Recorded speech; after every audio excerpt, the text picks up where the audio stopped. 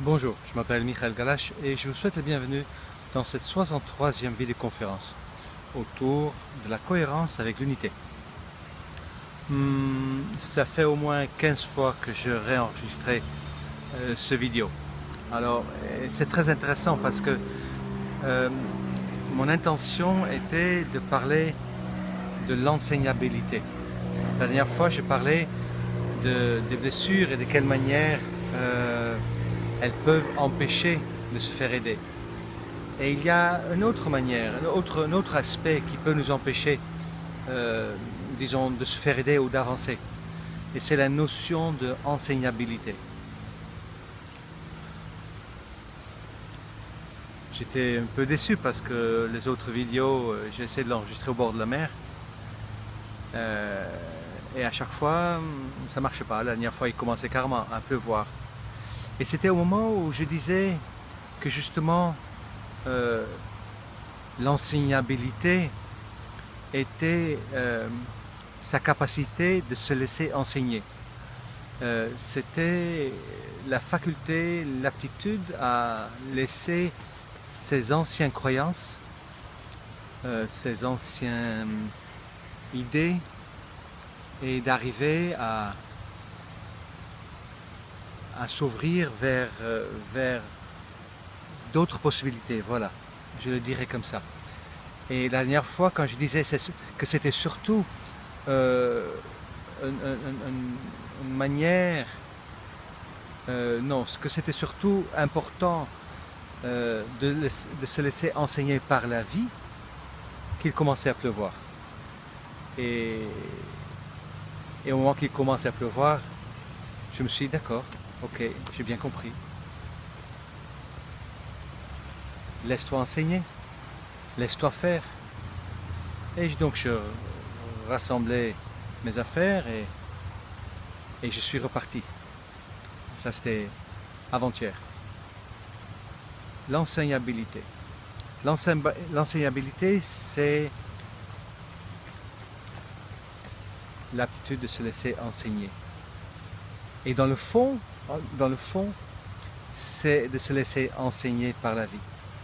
Par définition, tout ce qui nous arrive est pour nous accompagner, pour nous inciter, pour nous aider à aller vers notre réalisation, vers notre véritable identité, vers qui nous sommes vraiment, libres, en paix, en plein, comment dirais-je, en plein possession de toutes ces facultés, ayant exploité tout son potentiel. Celui qui ne se laisse pas enseigner par la vie avancera donc plus lentement, ou pas. Et c'est ok, je porte aucun jugement là-dessus. Et si vous entendez bien ce que je dis, c'est donc en fait nous-mêmes, encore une fois, parce que je le répète souvent, c'est nous-mêmes qui faisons obstruction à notre propre évolution. Encore ce matin, j'ai accompagné quelqu'un, il va peut-être se reconnaître. Et ça m'a attendri parce que je le voyais et je me voyais à travers de lui. Quand je demandais où il en était, il parlait de ce qu'il pensait, ce qu'il sentait, ce qu'il voulait. Et c'est tout à fait logique. C'est logique. Et la loi d'attraction telle qu'elle est enseignée nous explique que voilà, il suffit juste de savoir ce que tu veux et d'y aller. Et quand nous regardions en fait les signes, le miroir, nous sommes arrivés à toute autre conclusion. Pour moi, c'était facile parce que à travers de chaque accompagnement, je valide en fait mon puzzle, les parties de ma vie. J'ose dire que je sais bien où j'en suis. Donc quand je rencontre quelqu'un, c'est très facile pour moi de savoir où il en est. Et bien sûr, ça se ressemble beaucoup, en tout cas, ça sont des facettes de moi. Et c'était rigolo parce que dès que je commençais à lui poser des questions, les choses qui sortaient, qui disait, était directement en lien avec ce que je voyais. Et donc tant qu'on reste en fait dans notre certitude, notre ressenti, notre croyance, nous pouvons donc effectivement nous empêcher d'avancer. Et j'ai remarqué, depuis que j'accompagne, que certains sont plus enseignables que d'autres. Et là, bien sûr, ce sont des généralités. Et bien sûr, ça n'engage que moi. Mais j'ai remarqué, par exemple, que les enfants sont beaucoup plus enseignables que les adultes, en général. Les gens sont curieux de savoir ce que je fais. C'est normal. Les enfants sont beaucoup plus enseignables. Ils sont dans le mode d'apprentissage depuis qu'ils sont tout petits. Et j'ai remarqué que tant qu'ils sont encore en mode études, et ça peut aller jusqu'à 28 ou 30 ans, ça dépend de l'enfant, ils sont enseignables. C'est plus facile que les adultes. Ça, c'est une catégorisation. Ce que j'ai remarqué aussi, c'est que celui qui va bien,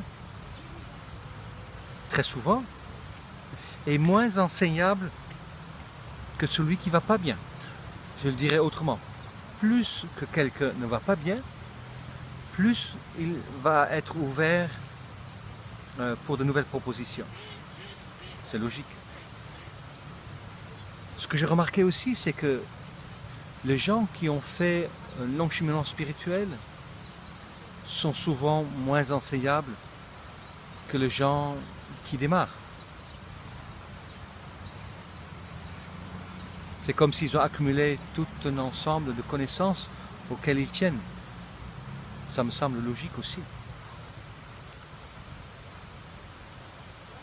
Et j'ai remarqué aussi que, et là c'est peut-être un peu plus sensible, que les gens qui sont, comment dire, qui adhèrent fort à une religion, sont moins enseignables aussi.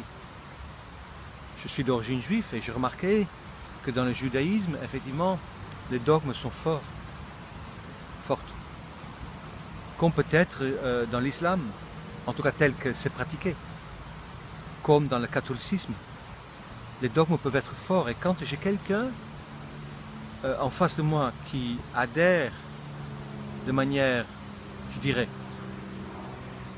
dogmatique à sa religion, c'est très difficile de faire remplacer des choses aussi ancrées. Encore une fois, je porte aucun jugement. Je remarquais aussi que ceux qui sont plus difficiles à enseigner, c'est des chefs d'entreprise, des gens qui sont, disons, gradés dans notre société. Des gens qui ont des postes élevés et qui pour ça ont parfois fait de longues études ou qui sont devenus très riches. Une forme d'orgueil, on pourrait dire, peut-être. Et c'est pas évident du tout.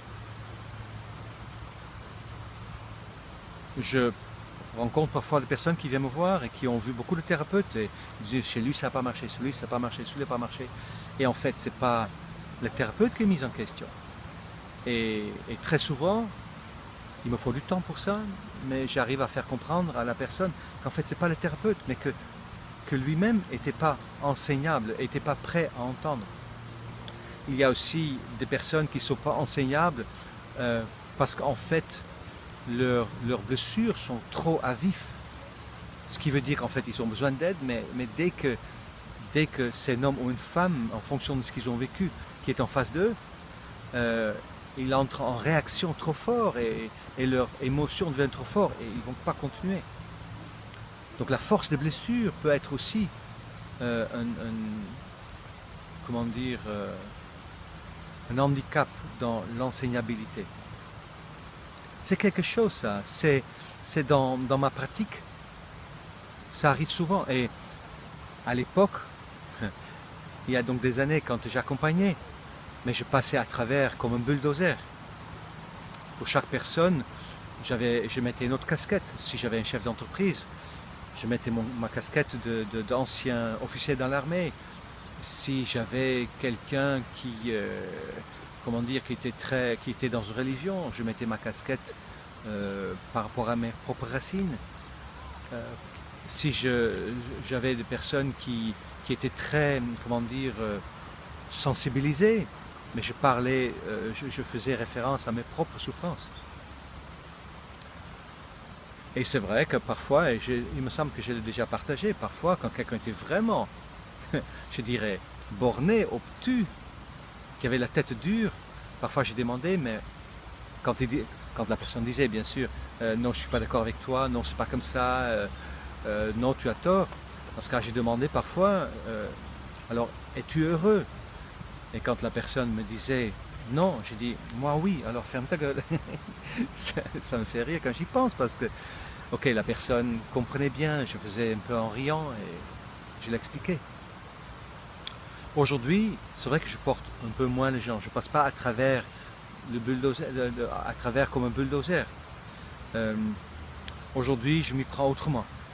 Mais avant d'expliquer comment je m'y prends, je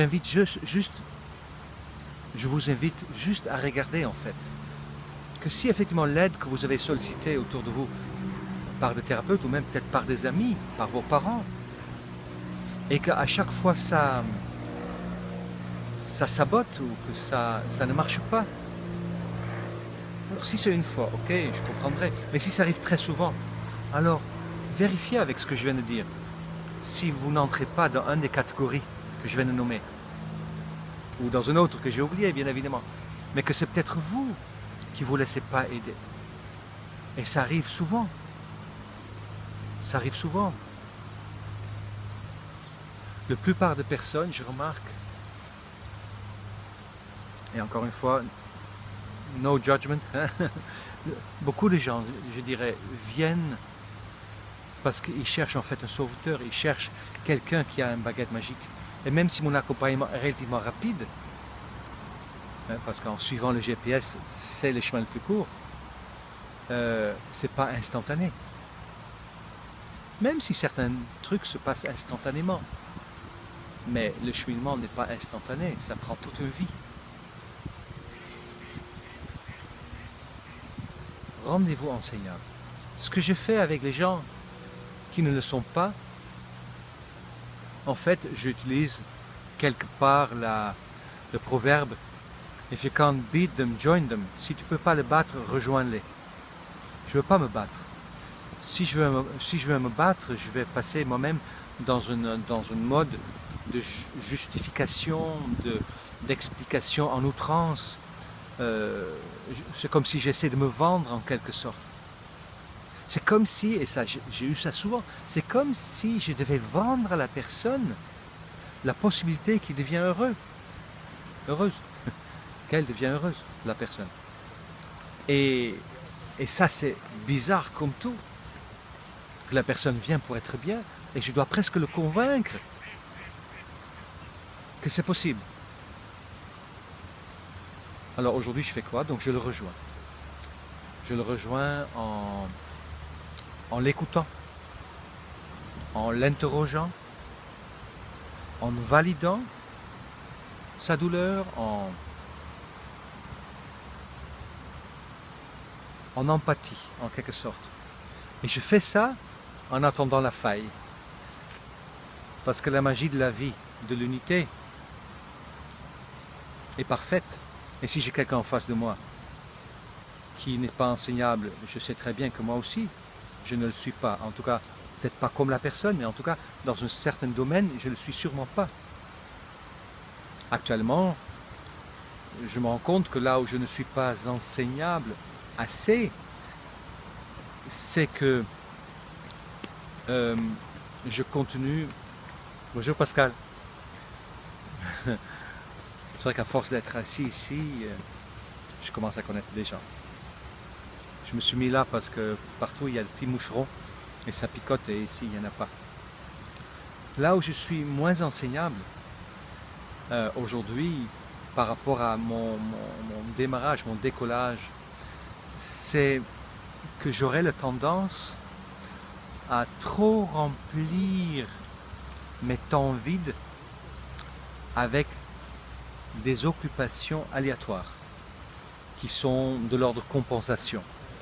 J'aurais le tendance à me laisser envahir par les demandes qui me prennent du temps, mais qui sont en fait une forme de parasitage, de certaine manière. Je n'écoute pas assez. Et si j'arrive, donc, et tout tourne autour de ça pour moi pour l'instant, c'est qu'un oiseau, pour bien décoller, il faut une branche solide. Donc aujourd'hui, je dois avoir un cadre bien défini, un cadre vis-à-vis des autres, un cadre par rapport à moi, et ensuite m'occuper de l'essentiel, ma relation, mon élan d'accompagnement. Ça demande beaucoup de discernement. Et c'est vrai, quand j'ai rien à faire, j'aime beaucoup les films, j'aurai la tendance de regarder un film. Et c'est ok de regarder un film, mais il y a une espèce de juste mesure pour chaque chose. Et si je ne regarde pas bien, si j'écoute pas bien, je peux passer à côté, parce que 1h30, 2 heures de film, c'est 1h30 ou 2 heures où je ne suis pas en relation avec d'autres, où je suis en compensation de quelque chose qui me manquerait encore. De faire trop de sport, c'est pareil. Et si je laisse cet espace, et ça c'est donc dans mon histoire, mais peut-être ça vous parle aussi, et si je laisse cet espace vide, mais dans ce cas peut-être effectivement des idées peuvent venir, une relation peut s'approfondir, une envie peut surgir. En tout cas, un espace s'ouvre où je me reconnecte avec moi, peut-être en méditant un petit peu, ce que je fais régulièrement maintenant. Donc chez moi c'est ça, cette espèce de miroir de non-enseignabilité. Ça veut dire qu'il y a quelque part où je refuse d'écouter parce que mon ego se conforte dans ce qu'il sait, dans ce qu'il a l'habitude de faire, dans ce qu'il connaît. Comme je dis souvent, et je ne suis pas le seul à le dire, c'est plus facile de rester dans un rythme inconfortable qu'on connaît que d'entrer dans un rythme confortable mais qui est inconnu. On ne sait pas d'avance que ça va être confortable, bien évidemment. De sortir du connu, même si c'est inconfortable, ce n'est pas nécessairement évident. Donc cette petite vidéo sur l'enseignabilité pour vous inviter à ouvrir vos oreilles et vos yeux, à sortir de ce que vous pensez, ce que vous sentez, ce que vous voulez, et de vous mettre peut-être à l'écoute de ce que l'un dit ou ce que l'autre dit, et à travers de ce miroir de vous laisser gentiment guider. Alors je vous remercie pour ce partage du beau moment. À très bientôt. Au revoir.